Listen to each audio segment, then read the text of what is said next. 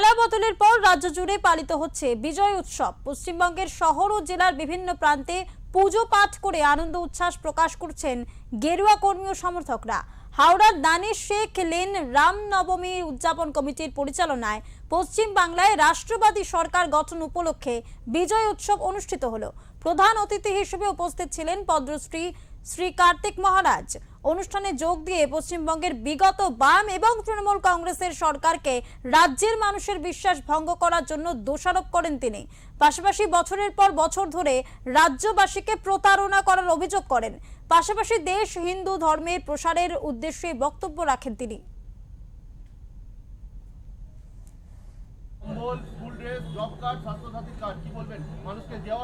এটা তো রাজনৈতিক দলের যারা আছেন তারা এগুলোকে করবেন।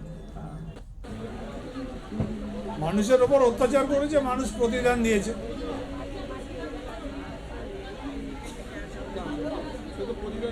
হ্যাঁ, কারণগুলো কি আছে? মানুষ ফিরিয়ে দিয়েছে তো।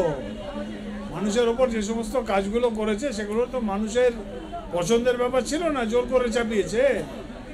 তার প্রতিদানে মানুষ ওদেরকে রাস্তায় বসিয়েছে।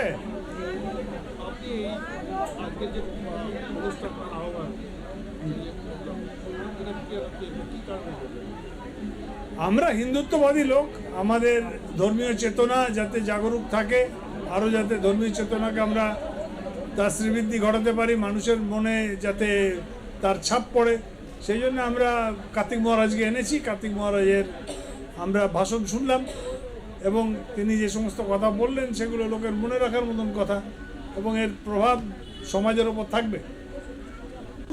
এটা না হলে হতে পারে না, এটা অসম্ভব। একটা দেশ থাকতে পারে না।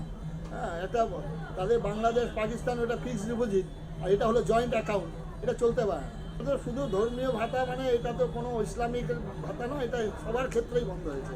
এটা আমরা স্বাগত জানিয়েছি, আমরাই প্রস্তাব দিয়েছিলাম। সাধু সন্ন্যাসী হয়েছে তারা কেন নেবে? তিনি তো ইচ্ছা করেই বাড়িঘর ছেড়ে এসছেন।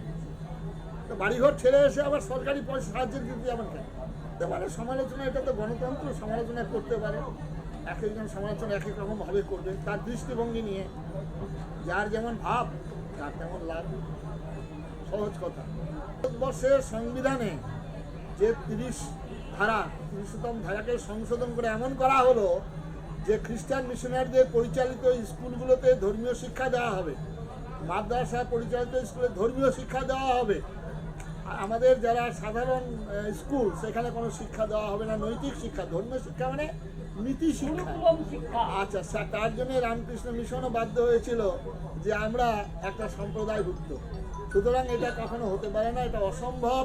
তাই সরকারি যদি সাহায্য নিতে হয়, সরকারি সাহায্য পেতে গেলে সরকারি যা নিয়ম কানুন পালন করতে হবে।